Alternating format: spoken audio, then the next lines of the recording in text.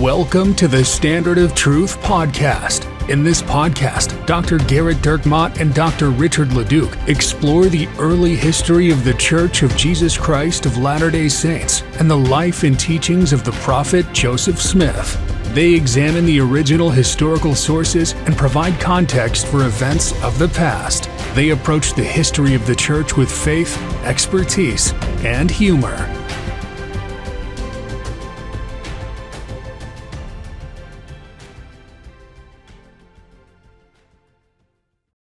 Hi, welcome to another episode of the Standard of Truth podcast.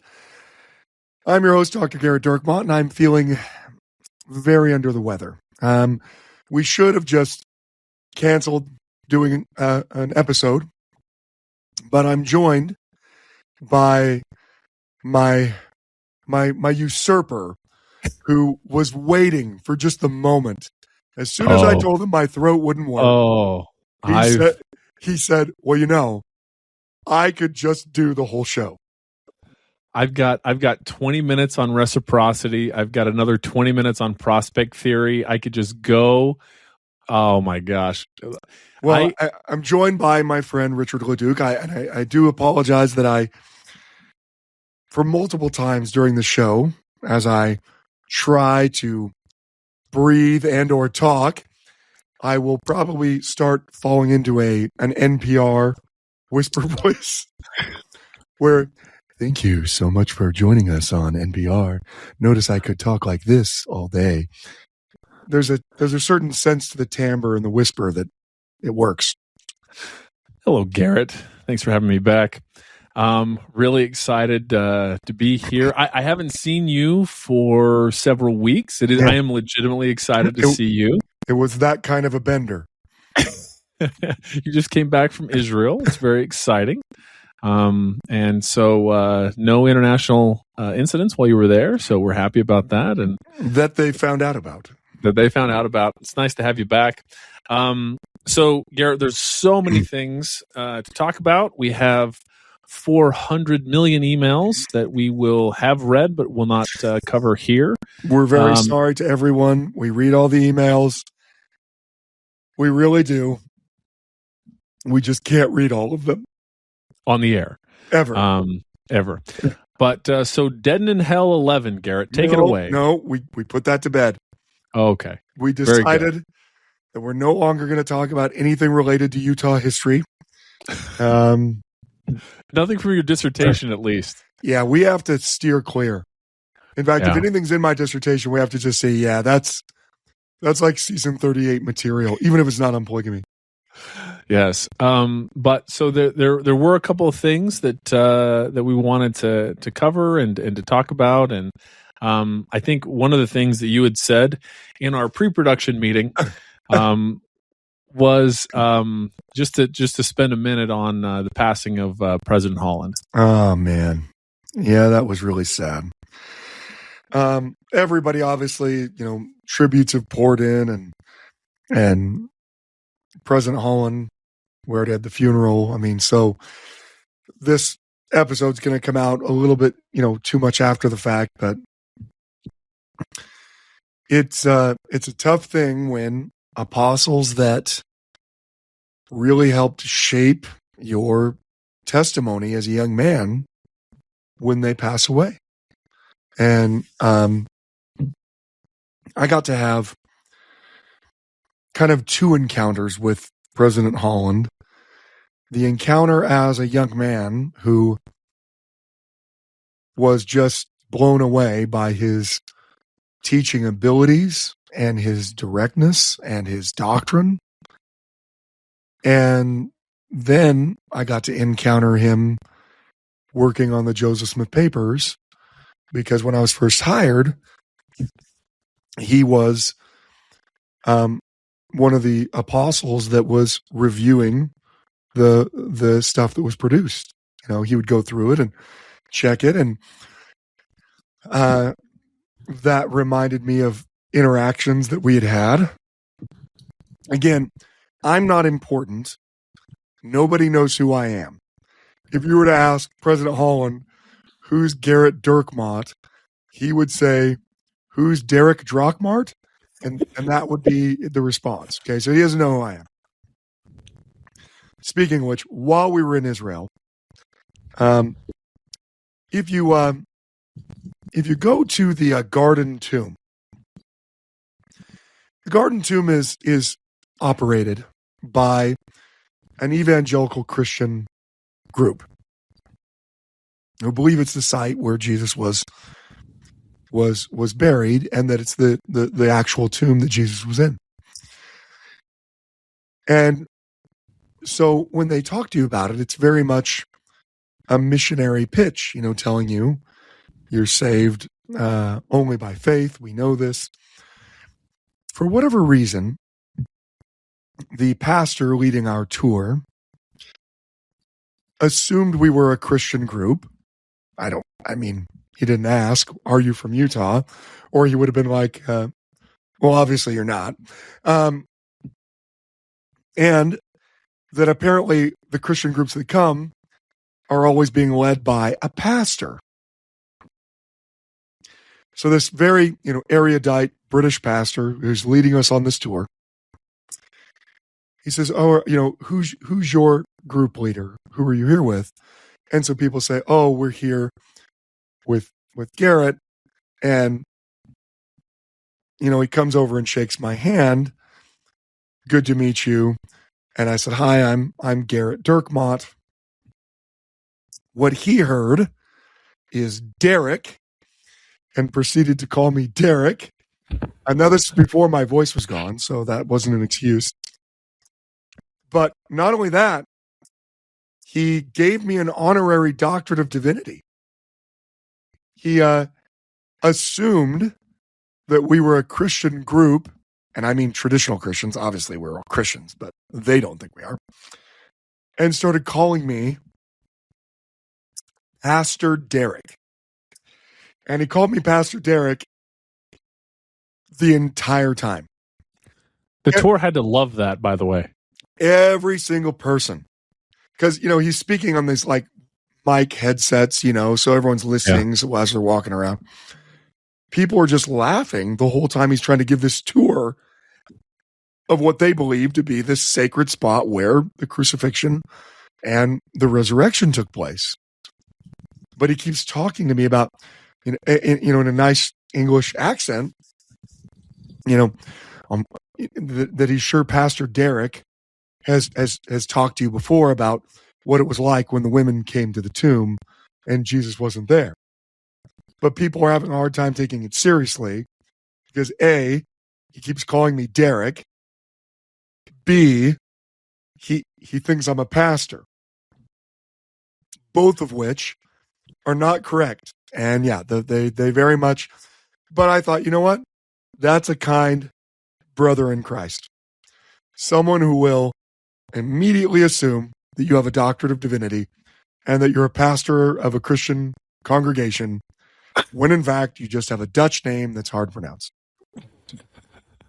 That's pretty funny. Pastor Derek. Pastor Derek's more of a youth pastor name. It really does sound like that. Yeah, and maybe that's why he was treating me the way he was. Okay, maybe, you're not going to be on the main stage for sure. No, you're going to have a guitar, like fire tricks and stuff. You're going to play a guitar. Yeah, you're going to you're going to be singing some songs around the campfire, and you may get to a Bible story every now and then. But President Holland. So what I was going to say is, he doesn't know my name at all, right?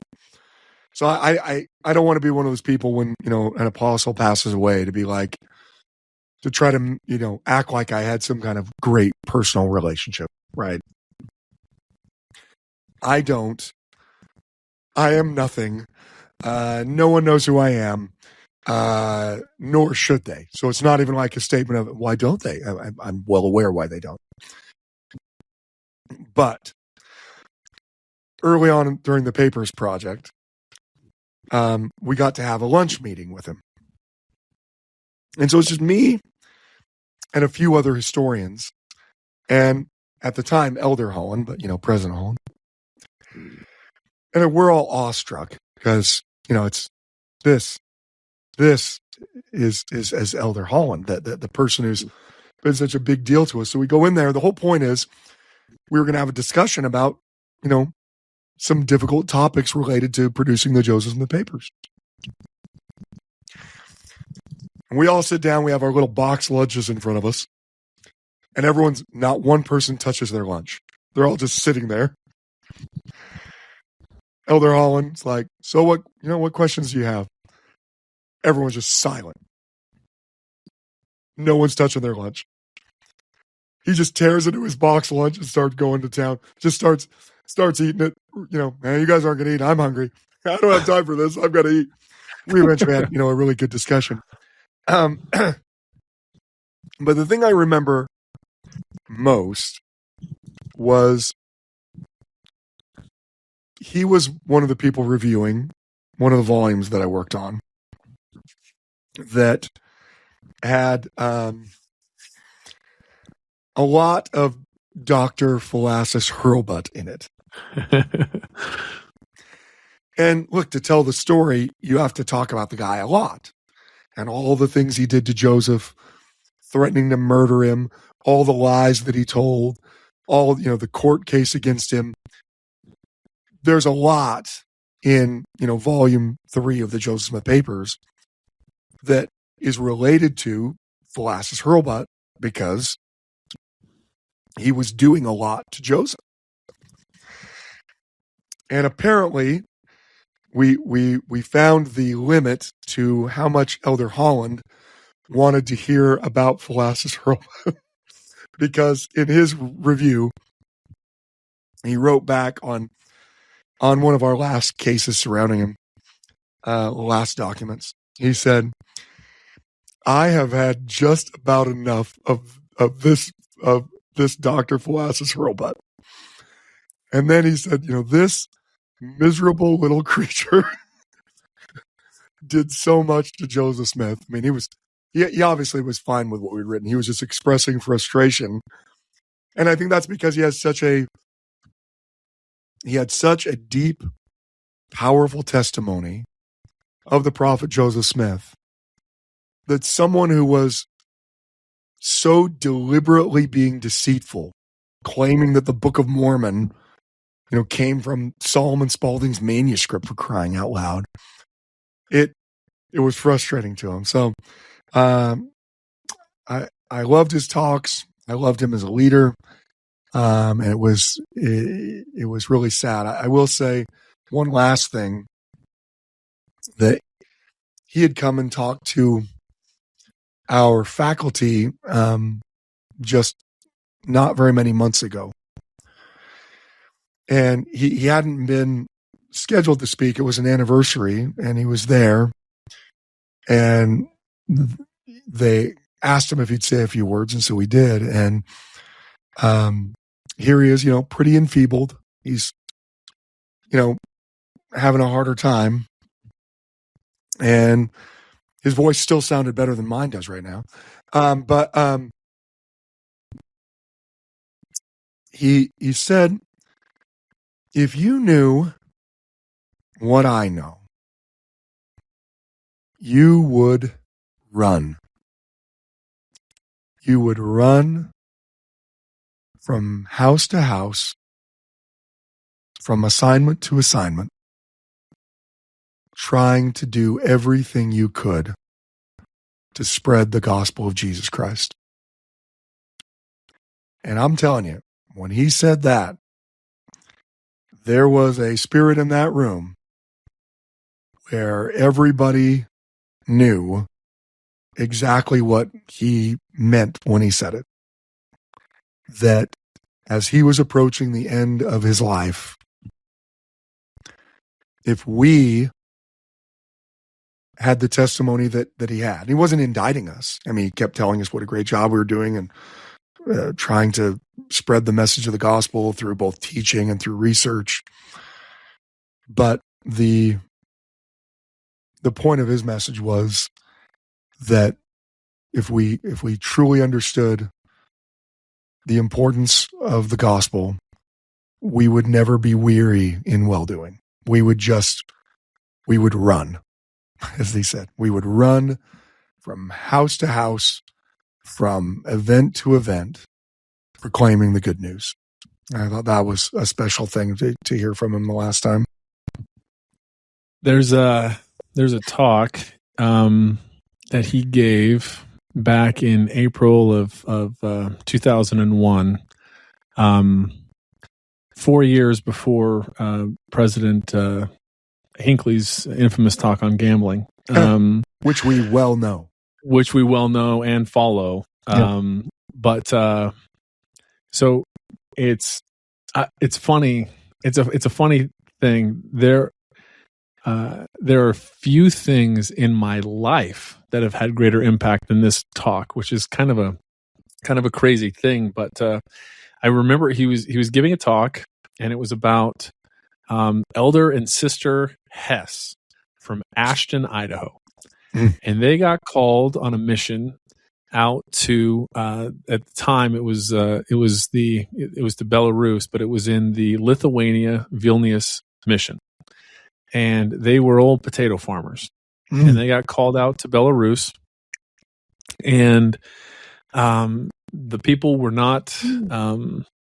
I think the entire talk was about senior missionaries. By the way, I think that was the call for senior missionaries to go serve. But so they go out there, and the Belarusian people are a hard people. And they have had a hard experience, especially during the time when these people were serving. And rather than going and preaching the gospel, they kind of just rolled up their sleeves and helped show them how to increase potato yields, which they did by 11 times. Wow. And I know, right. So first of all, as an Idaho boy, I'm like, hey, that's pretty good. I remember this talk as well, thinking that. Oh yeah, it was incredibly powerful. And that when essentially the idea, first of all, Brother Hess talking about the miracle of it, and sometimes the Lord just needs an old potato farmer. Yeah. But that when they were able to go and just to serve the people, that the people put down their defenses and were more willing to listen to the Lord.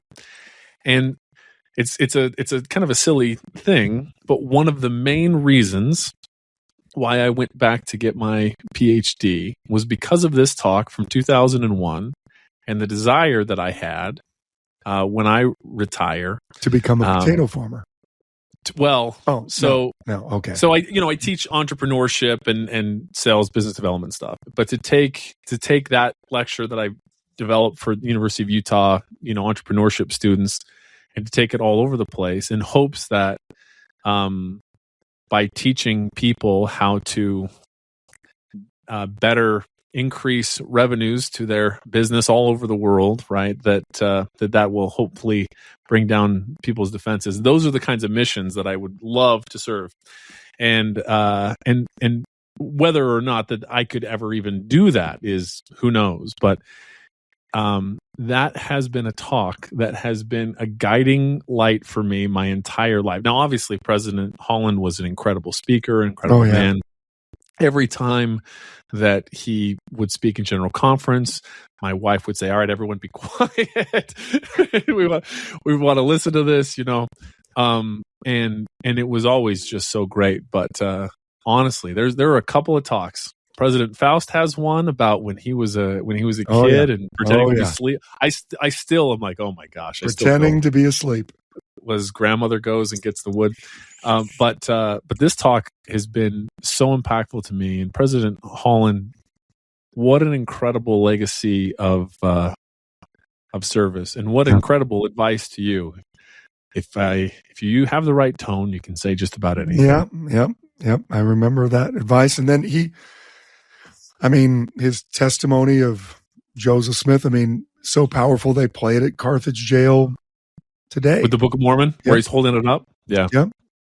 That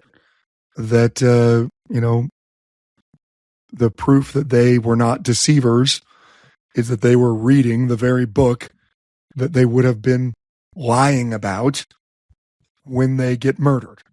He would not do that. Yep. He would not. Yep. Anyway. Yeah, I miss him, and I know that a lot of our listeners do. So I'm sure it's wonderful that he's reunited with his wife, and hopefully to carry on the legacy. I don't know that I'm pretty sure he doesn't consider me running from house to house. But I'm doing my best. Yeah. Well, anyway, thank you for those stories, Garrett. That was very, very nice. We do have Phoebe Draper Palmer Brown mailbag. As we are starting in Come Follow Me in the Old Testament, we are several millennia away from your expertise. Yes. But we're inching forward every week, closer and closer, from the creation of the world to the 19th century, and we're very excited about it. And I like the fact that we'll just pretend that I somehow have an expertise in something that I don't. That we've already been doing that, and now we get to really demonstrate it. Well, Pastor Derek, I'm excited about it. I do have a doctorate of divinity now. All right, let me pull up the old email here. This first email comes to us from Kevin. Dear Doctors Leduc and Dirkmott, greetings from Washington State. I've been an avid listener for a couple of years and love sharing your podcast with family and friends. I am not dedicated enough to pay for premium content yet, but there is room for growth. Man, why are we even reading this? That's a great point. This is a great point. It is funny that as I listen to your podcast, I feel like I'm spending time with old friends. That actually kind of is, that's our hope, right? Yeah. Of this whole thing. Although now your old friend has apparently got, some kind of growth in his throat, and that's why I sound like I was just punched right in the throat. That's what it sounds like. He's never sounded better, Garrett.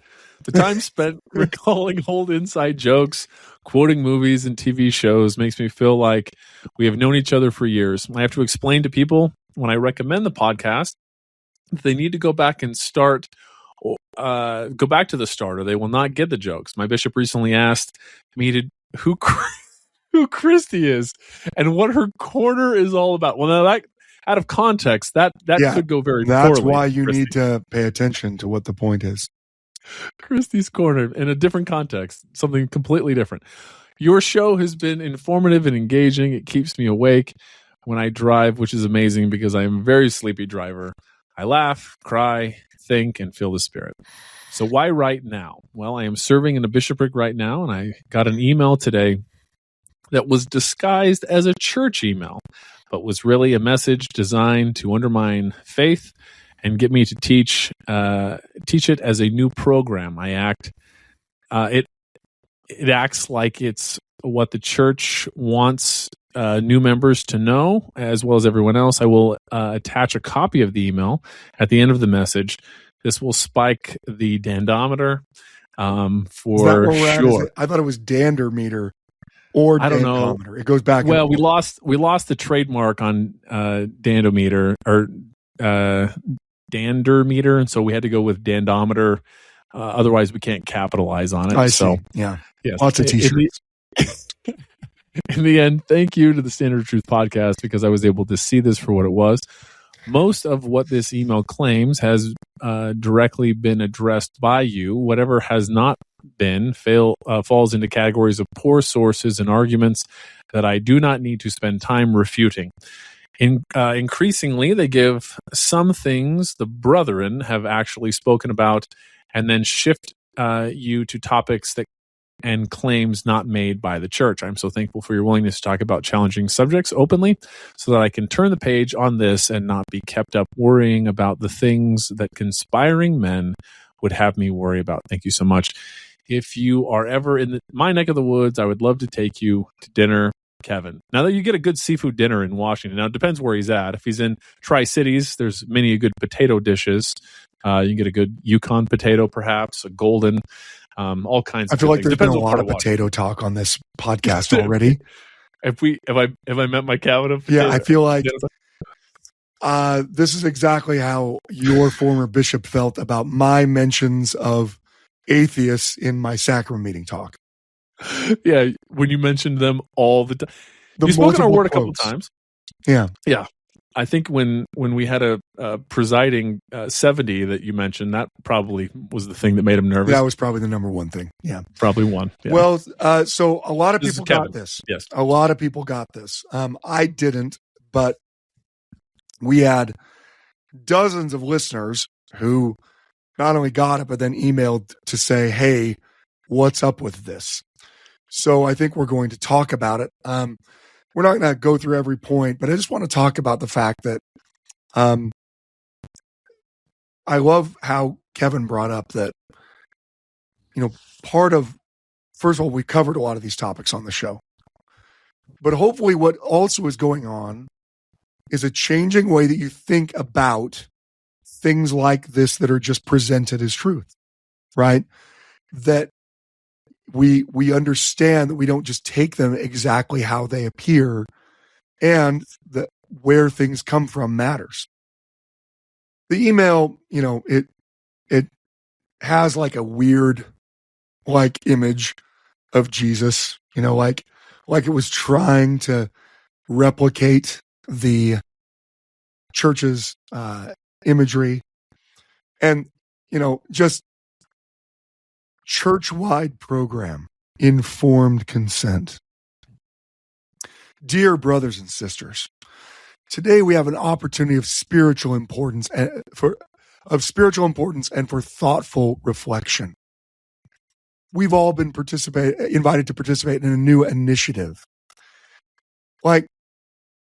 So first of all, this email isn't coming from the church, which anyone can tell just by the fact that it's not coming from the church's email address. So, but first of all, I would like to say, the image of Jesus is like you said, it's like an image. It's like the general, logo for the church. But when we were in fourth grade and there were budget cuts on the printer, yeah, and it only had the yellow part. And it was a copy of the copy of the copy of the copy. They ran out of all of the other colors, and it is super weathered. So, yeah, that's a big old yellow light. Yeah, I mean, so you get anything in an email that's claiming to be from the church, the first thing you can do is see whether or not the email is from the church. So that's point one. These are good points. Yeah, this is point one. Point one is on track. Yeah. Okay. Point one is the email from the church. Okay. The moment you realize it's not, you should very easily know that everything else that's in it is a deliberate, manipulative attempt to deceive. Now, why do I say deliberate and manipulative? The fact that it was trying to make itself seem like it was from the church means what? Means its authors were trying to deceive. And you have to immediately ask yourself, why, if someone's argument is good, would they have to lie to make it? It's a good question, but I just want to confirm one thing. You're saying that 9numbers.mailchimpapp.com is not the church's email. It's not their current email address. Okay. Yeah. But, this, even, just little things that are just, they're trying to entice people by saying, oh, the gospel topics essays, and then providing links to them to try to essentially reel people in with the fact that, oh, this stuff is from the church. Videos of President Nelson showing us how Joseph Smith translated the Book of Mormon with his face in a white stovepipe hat. Look, this is only history nerd stuff speaking, but stovepipe hats hadn't been invented yet, so the hat was not a stovepipe hat. Now, unsurprisingly, the person who drew the image of the logo of the church on their dot matrix printer without ink didn't also know that there's a difference between a stovepipe hat and the common hat, a top hat that's worn. A top hat and a stovepipe hat aren't the same thing. But hey, who's counting in made-up fraudulent email land? It goes through everything. We're not going to go through all of it, but the point is to make it seem like the church is saying these things and to sow the seeds of doubt, right? For instance, we're about to study the Book of Abraham. The Book of Abraham has been the subject of deep scholarly study, which has found that it is not what Joseph claimed it to be.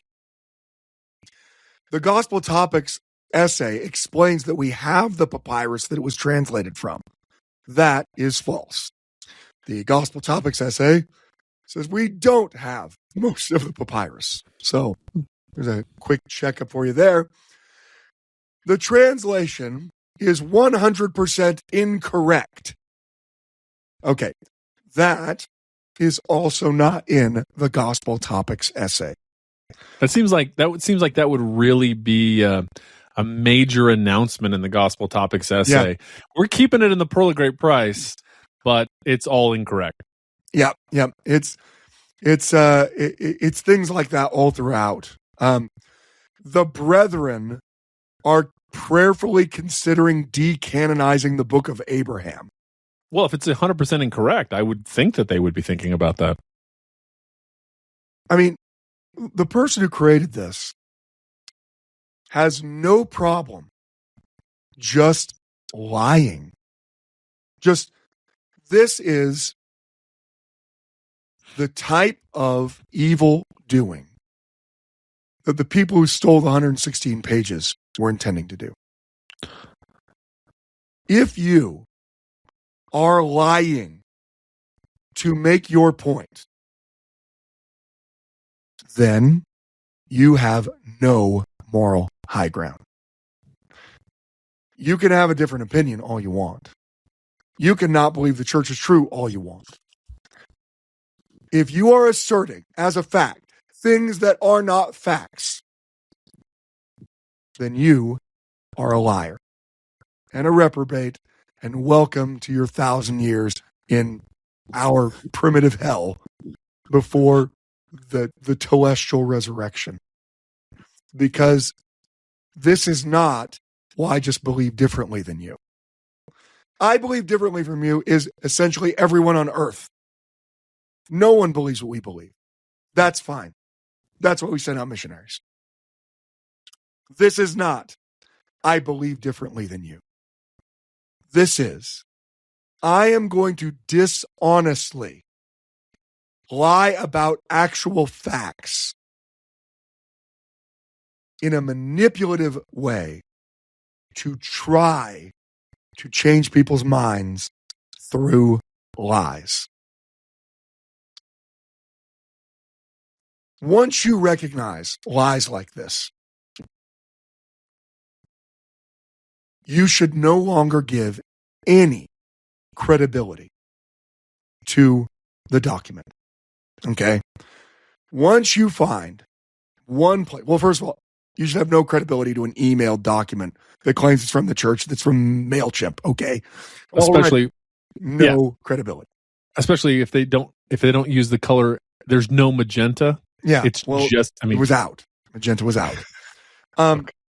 So if already you should be suspect, but let's say you didn't get it like that in an email. Let's say it's something that someone showed you from someone else. When you find one deliberately incorrect or misleading thing, why would you continue to engage in that source? You know, I had someone message me. I get lots of messages. I had someone message me over the weekend because they'd watched one of these polygamy denial YouTube videos and they were really troubled by it. And in, responding to them, one of the things I pointed out was multiple places where the person who created the video is deliberately deceiving, where they know that the argument they're making sounds a certain way, but they're not telling people about other sources that exist because it would hurt their argument. When people show that they're willing to be deceptive to make an argument, run. Don't continue investigating with them. The end of the discussion comes when you recognize someone is willing to lie to make their point. Because once you know they're willing to lie about one thing, what does it then tell you? For all you know, the other things that you don't know all the background on, they're willing to lie about that. And so, yeah, this did get my dander meter up. Obviously, spent a lot of time on plural marriage and stuff like that.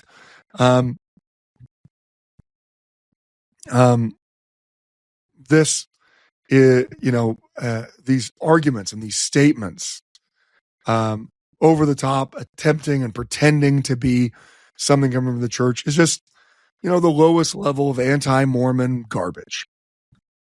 Not even deigning it with the 360 off a half pipe that we would normally give it, because it's deliberately designed to deceive, and that person no longer deserves respect because they're engaging in a lie. And they might pat themselves on the back and say, well, yeah, but it's a lie for a good reason, because that way it makes it so that you listen to the real gospel. Well, if you have an argument that is a good one, you don't need to lie to make it. So why are you lying to make it? If you know that there are sources that refute a position you're taking, and you deliberately don't tell anyone about them, then you must not feel very confident in the position that you're taking.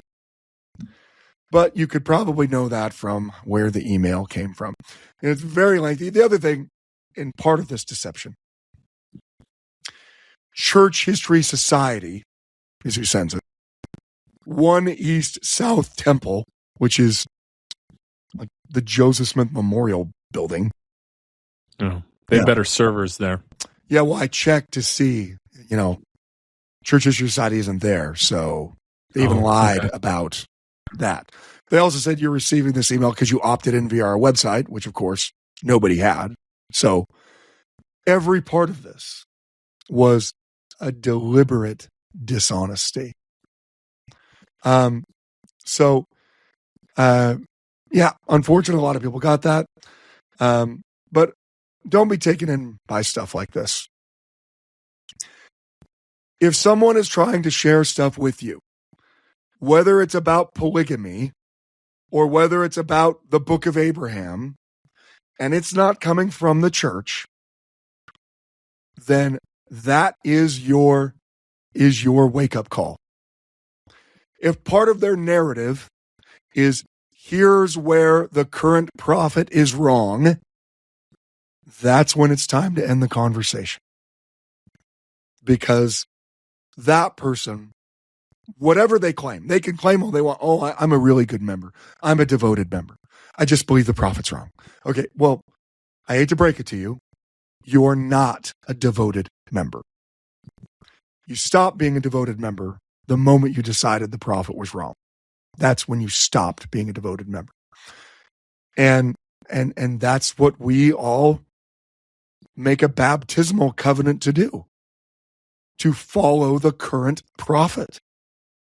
So if we aren't going to do it, then we need to at least stop deceiving ourselves into thinking that we don't have to follow the current prophet for some reason.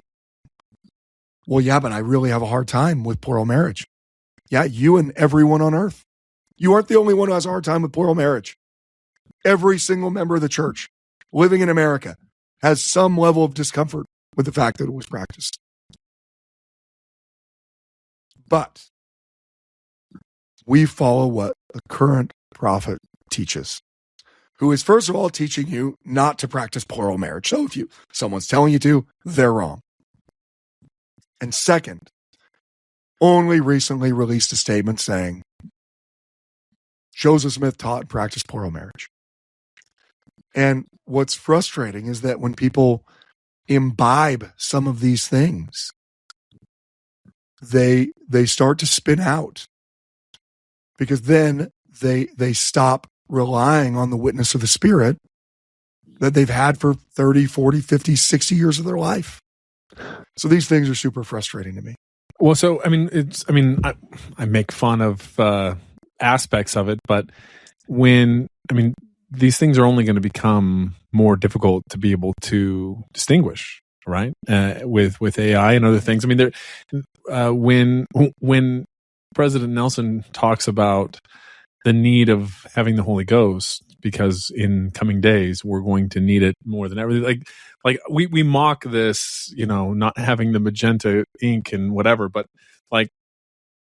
there are going to be more and more of these things that are going to be harder and harder to distinguish the difference. Yeah, and you know what?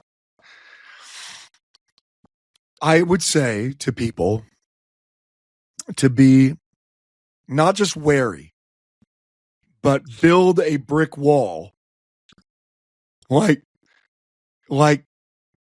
between you and anyone who is arguing against the current prophet and the current church's teachings. If you want to keep your testimony, you can't indulge in it. You can't dabble with it and think that it's not going to materially damage your spirit. You need to prioritize your testimony. Well, one way you don't prioritize it is by watching, reading, or listening to things that are attacking the church. And the worst part about all of these things, they claim to be using academic sources when they are making arguments that would not be accepted by academics, even outside of the church, for some of the arguments. Obviously, plural marriage is going to be a difficult topic, and that's why it's a bunch of this in that letter. But the plea is, guard your testimony. Guard it.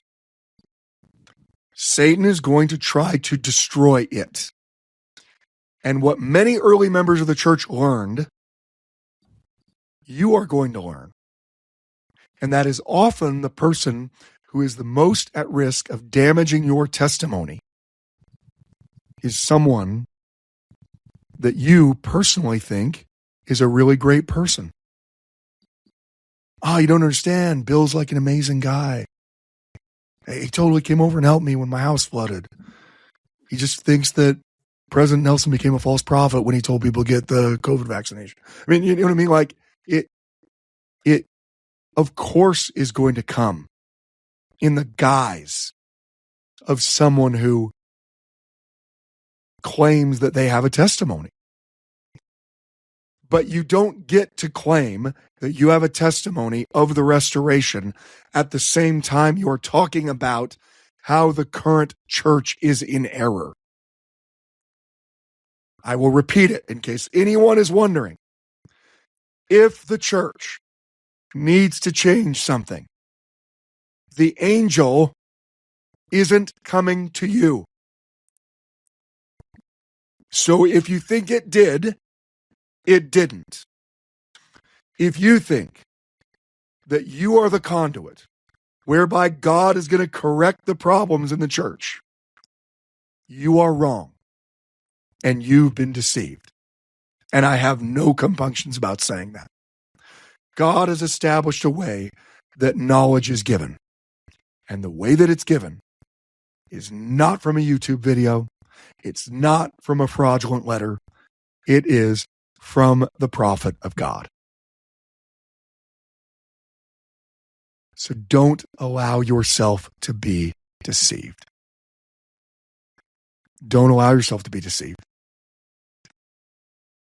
Whether it's, AI voice masquerading as President Oaks, or whether it's an email or a YouTube and people are saying all the right words. I love the church so much. It just pains me so much to find out that the church was wrong about this. No. That's how you know you're being deceived. Don't allow yourself to be deceived. We have another email that, has some probably unintentional deception in it, but I thought I'd talk about. Well, so just really quick, Garrett, because we won't have time to get to it, but we do need to talk about it on the next episode. Sheila and her Yoo-hoo experiments in Fairbanks, Alaska. Oh my goodness! Next week we should talk about it just right now. Okay. I mean, Sheila. All right. Let me pull it up here. It's the greatest thing that ever happened. It really is. As we've talked about Yoo-hoo and whether or not it could actually become cold enough. I have her follow-up email. So she lives in Honolulu, but was holidaying in Fairbanks, as people are wont to do. Let me pull up her initial email here. It was. I think we'll have links in the thing to some of the pictures that she sent. They were so great. Anyway, she did a pretty exhaustive research where she essentially took you want me to read the whole email? Sure. Okay. All right. Let me do that. Let me pull it here. Let me just put it in size 48 font because I cannot see. And in case people were wondering if my vision was getting better, my understanding is with age it just does. But as a longtime Litner, I've heard a great deal of chatter over the years about Yoo-hoo drinks, how terrible they taste, how they won't cool with the drink. By the way, you do have experiment. I can't remember if we mentioned it here. I think we did on the podcast where there was grainy video of some Amazon driver taking a Yoo-hoo from my porch. Taking a Yoo-hoo from your porch that you left there.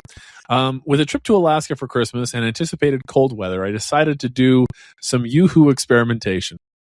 First, after arriving in Fairbanks, I bought an 8-pack of Yoo-hoo cartons at the grocery store since I couldn't find individual bottles, even at a nearby convenience store here in Fairbanks. Didn't deign to sell the drink in single cartons or bottles, and I did ask. Apparently, the consumer demand for Yoo-hoo, which is one of the best search engines, by the way. Yeah. If you like their watery milk, Jeeves. if you like their watery milk, you're gonna love their search engine. At my daughter's home, I opened one of the cartons, took a sip, and wow, you're right. It was it was terrible. Who drinks this? This coming from someone in Hawaii for whom spam and eggs is amazing. Yeah, it's a staple there. Yeah. I actually love spam and eggs, by the way. I was expecting something like a B grade Nestle's chocolate milk, but no. It was more like an F grade chocolate water. That's what I'm saying. Yeah, it's not good. Although if they choose to sponsor the program, I will change the things that I'm saying. Yeah, obviously. We'll change our logo. It'll just be Joseph drinking a Yoo-hoo. It'll be Hiram handing him another 6-pack. Sorry. Oh my god. We can be bought. Just no what one's buying. Promise no one's buying. What an enormous sellout. That would, oh my gosh, that's so to test Garrett's assertion that Yoo-hoo won't chill, we left a carton outside the house. Outdoor temperature about 0 degrees Fahrenheit. After an hour, we checked. Yup, the Yoo-hoo was still liquid. So at 0 degrees. At 0 degrees. Yes. Okay. So look, we have listeners in Australia, England, Yes. Canada, all over the world. 0 degrees, that's Fahrenheit. Not which, Celsius. No. Yeah, which Celsius, it's like negative 33. I don't know. I don't know the conversion.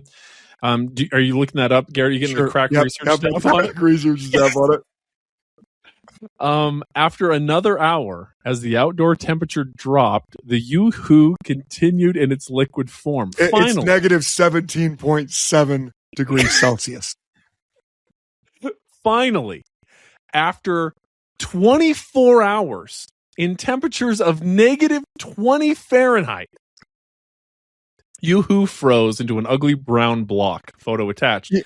Now, this to me says, if you're driving somewhere and you run out of antifreeze in your radiator,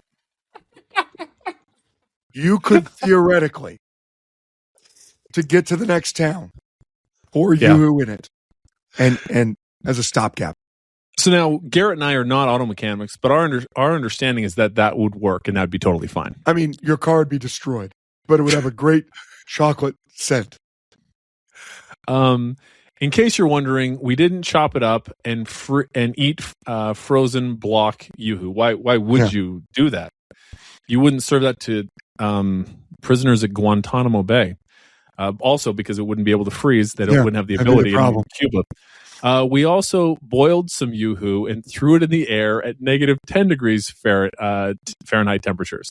Steam shot into the air, but the Yoo-hoo fell to the ground unharmed and unfrozen. She sent us a video of water that came down, and then Yoo-hoo that came down. A lot of you've seen people do that where it's so cold they take water and they throw it up in the air and it instantly turns to just ice. But the Yoo-hoo fell to the ground unharmed and unfrozen. We did the same thing with boiling water. It seemed to be closer to freezing as it fell. Video attached. So my Yoo-hoo experiments have only, and thank you, Sheila, for your contributions to science. Tireless. If she's not nominated for a Nobel Peace Prize, Nobel Prize in Science. I mean, I think a Peace Prize. If we could send this to, I mean, physics or which one of the? I mean, it could be chemistry, it could be physics. So many. I mean, it could be for writing at this point. She's a Nobel laureate. Yeah. Yes, that's right. So my Yoo-hoo experiments have only served to confirm every claim you've made about the abominable drinks, thus adding to your credibility as spouters of trivia and knowledgeable podcasters. Keep up the good work and keep inspiring and enlightening us. Look forward to 2026. No animals were harmed during the Yoo-hoo experiments, though my daughter's Alaskan Husky seemed very interested. Oh. So that's from Sheila. And Garrett and I laughed about that. It was amazing. We watched the videos. It was very, very, very, very funny. Garrett was on his flight to Israel when we got the email, and so we were going back and forth on the flight. Anyway, Sheila, that was just very great. Impressive. I'm sure she's excited to get back to Hawaii after any time in Fairbanks, Alaska. Yes. Is there time for that email now or no? Do we need to push it? We're at, I don't know, 50 minutes, something. I don't know. Sure. Let's do it. Okay. Comes to us from a missionary. Elder something. Okay. Well, very good. Do you have the email? I mean, I do. I didn't know if you wanted to announce who it was or read part of it, but I didn't have it pulled up, and so I was just I don't know if it was obvious. Yeah, was it? I didn't think it was obvious. I thought I played it off perfectly. Yes, it was as if you were a Yoo-hoo trying to freeze in sub-zero temperatures. Do you really think it was out there for 24 hours? By the way. Oh, I first of all, Sheila has so much credibility with me that I believe every word she says. And if she were to send me an email, if she started a religion, okay. Well, we have an elder who wrote to us, and you know, we maybe I won't use his name just because he's talking about someone that he knows that's asking questions, and so I'll protect the anonymity. But they are from Missouri, and they wanted to let us know that, in fact, they do pronounce it with the at the end, and that Missouri. he pronounces his home state Missouri. Oh, very good. He also made some comments about how, well, if you think Missouri is a horrible place, I went to Utah once, and it's not winning any awards. He does say he loves Missouri, and he's like, when I first got to Utah, it was not very appealing, except the mountains. Although almost nobody wanted to kill me there. You know what's funny? It's funny. I had a guy in my MTC district from Missouri, and he also was quite fond of Missouri. Yeah, I think most people are quite proud of their state. He talked about Zion all the time, and just kept reminding people that they'd be coming to visit him when eventually that was time. I might be serving here on my mission in Utah, but you're coming back to me eventually. He brought up the fact that, living where he does in Missouri, that there are obviously lots of people that have different views there from different branches of restoration branches that have broken off from the church, right? So there's lots of different groups. I mean, most notably the Community of Christ. But there have been, a dozen plus breakoffs from that group as well. So there's a lot of people in Missouri who believe in the Book of Mormon, but aren't members of the Church of Jesus Christ of Latter-day Saints. Right. And so he asked this question because he has a friend. And then he, this is how you know he's an honest elder. He admits they happen to be a girl, and it's a girl I like very much. There you go. Okay. All right, elder. Now I know where this is really coming from. And we think you should contact us with all of your dating questions, since we are not qualified in any way to handle them. Clearly a friend of his that he knows from back home. And this person's been arguing to him that that Brigham Young was not the rightful heir of Joseph Smith. And this was the quote their friend sent them. And he said, look, I don't have the ability to look any of this up because I'm a missionary. Basically, there were like 3 or 4 different times and places where Joseph Smith did the laying on of hands to bless and designate his son, that'd be Joseph Smith III, as his successor, or said that his son would succeed him. One place I know of is Liberty Jail, and another was the Temple Lot in Nauvoo, with 3,000 witnesses, where he answered a question about if he were to die, who would succeed him. And he pointed to his son and said that he would. This is a citation from Thomas Bullock's journal. A blessing by Joseph Smith Jr. to the young Joseph on 17 January 1844, to be my successor to the presidency of the high priesthood, a seer and revelator and prophet unto the church, which appointment belongeth to him by blessing and also by right. This is from a paper analyzing it. So, clearly his friend is presenting this argument that, Joseph Smith III was supposed to be the follower of the church.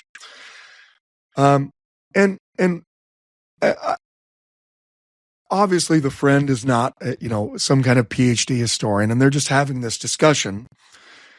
But first and foremost, one of the things that jumps out is the 17 January 1844.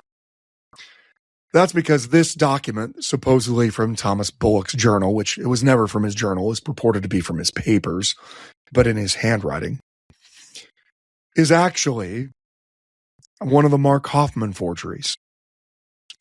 And it's been known as a forgery for 24 years at this point, 25 years.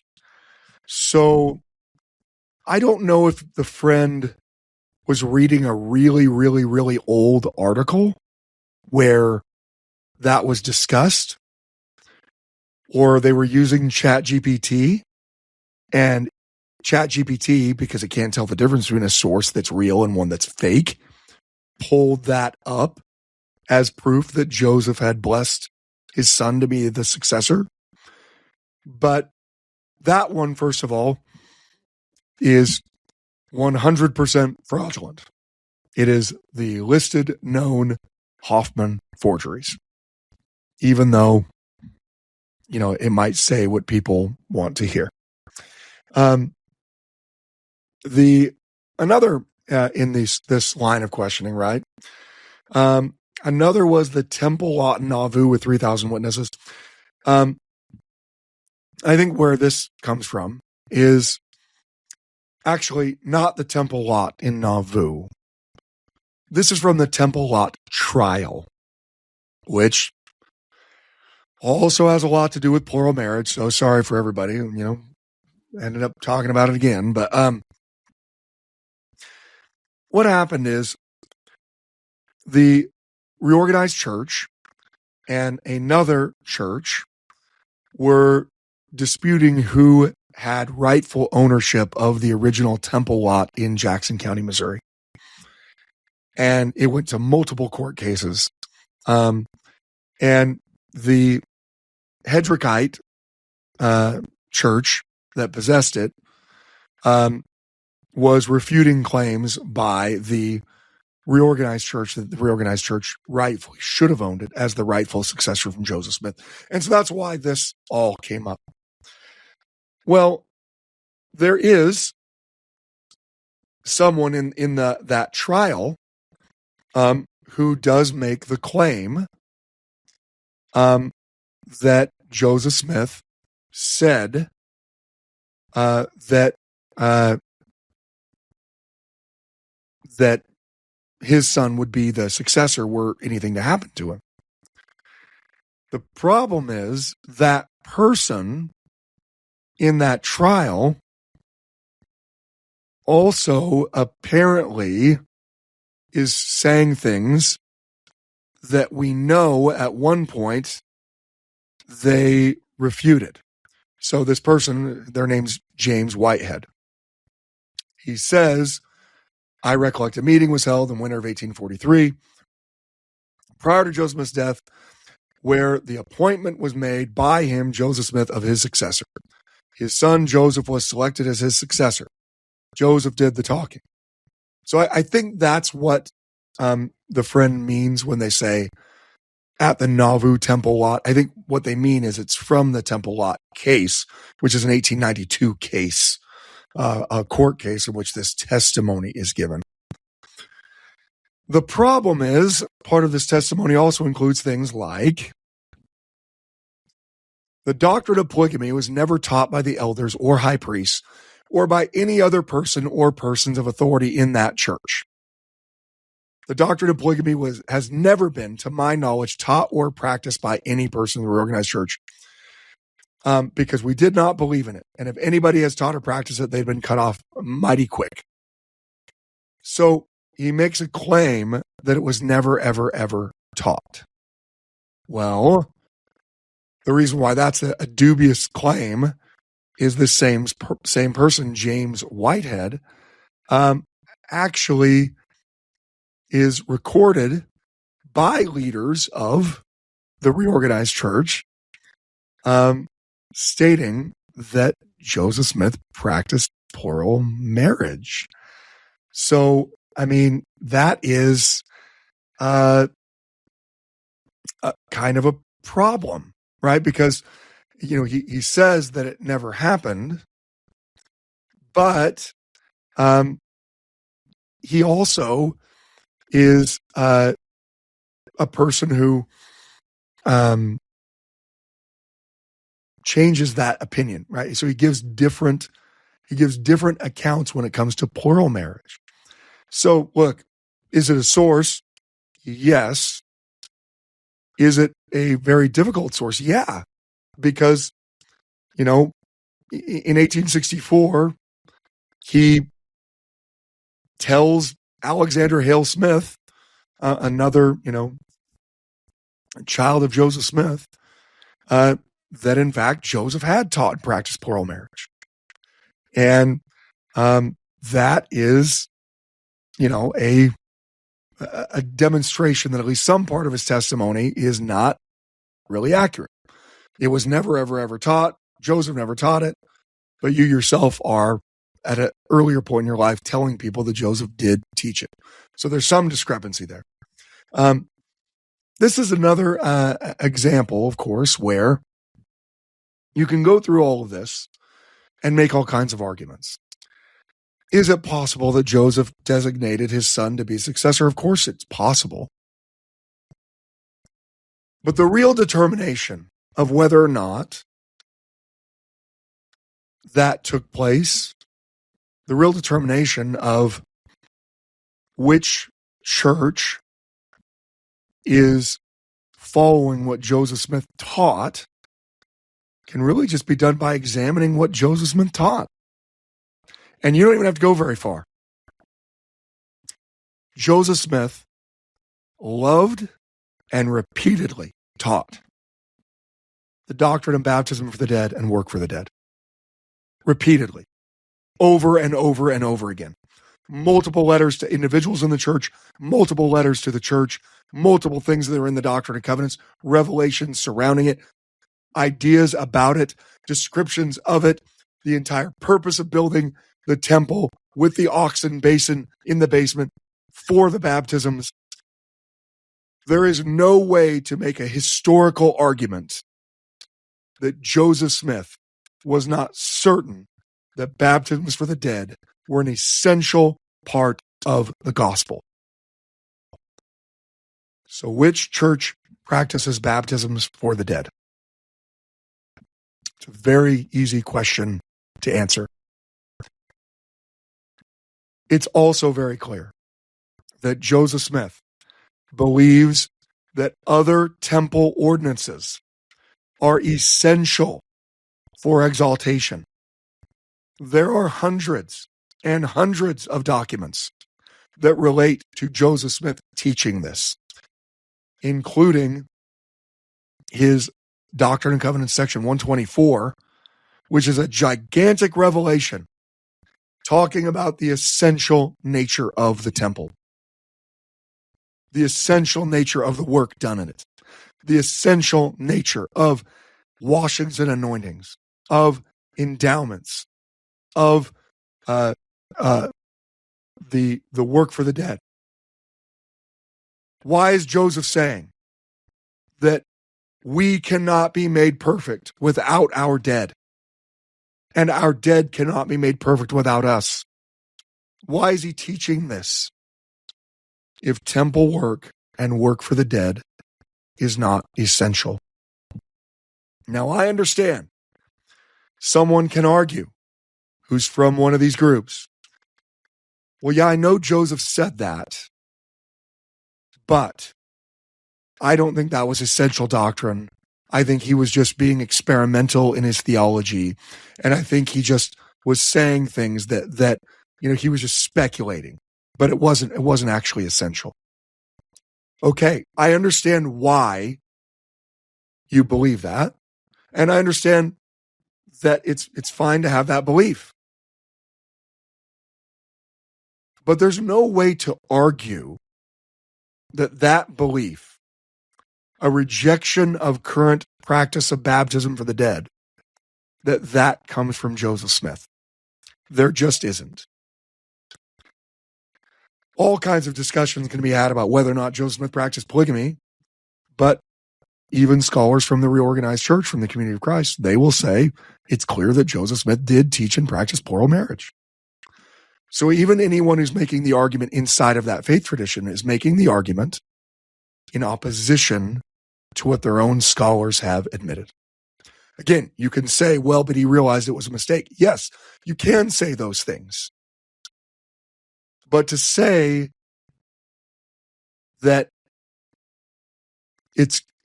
Joseph, realized it was wrong, or Joseph was just speculating, you don't have sources for that. So I would say, if you are looking for a church that continues to teach the things that Joseph was teaching all throughout his life and all throughout his time in Nauvoo, you don't go very far before you realize that there are a lot of things that he taught in Nauvoo that are just not being taught or accepted by the various other restoration branches. There are no temple works. There are no, baptisms for the dead, no temple endowments. And yes, of course, someone can say Joseph Smith was in error in presenting those. But then it's this person claiming that Joseph was in error, not the historical records. The records don't say that. Joseph never says, "My bad, we never should have done baptisms for the dead ever." So I think that's a really good way to if you're struggling to figure out, well, who really followed Joseph Smith, who really had those keys. I submit, and of course, I have a bias. I'm a member of the church. But I would submit that the church that continued to teach temple ordinances the way that Joseph Smith was teaching them is certainly more likely to be the successor to Joseph's teachings and priesthood than various other churches that are rejecting those teachings because they were so central to Joseph.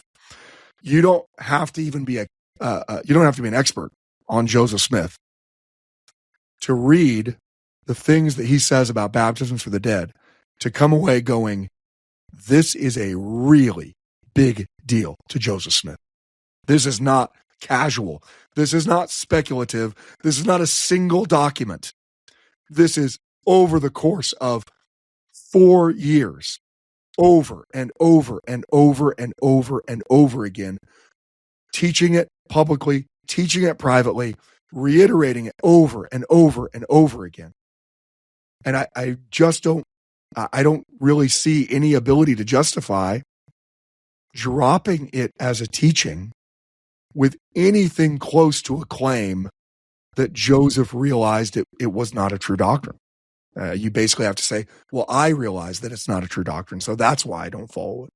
Okay, but I mean, some of the evidence of who's following Joseph Smith can be found in what they have to say about Joseph Smith. I mean, we've talked about before on this podcast that the Hedrickites, or the Bickertonites, they love the Book of Mormon. They believe every word of the Book of Mormon. They don't believe in a single revelation Joseph Smith ever received. So there are sliding scales of where people go with their faith. And I believe it's obvious that the Quorum of the 12 Apostles and Brigham Young, they took Joseph Smith's teachings, every one of them, at their word. And that's why you see those teachings and temple work perpetuated in the church today. Well, we're way out of time. I'm sure Richard's frantic over there, wondering why he did the yoo-hoo.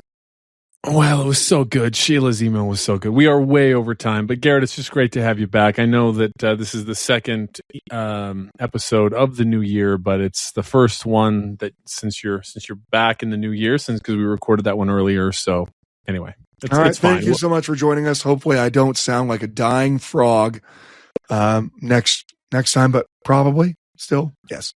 I hope so. Thank you for listening to the Standard of Truth podcast, hosted by historian Dr. Garrett Dirkmott and Dr. Richard Leduc. If you know of anybody that could benefit from the material in this episode, please share it with them. Until next time.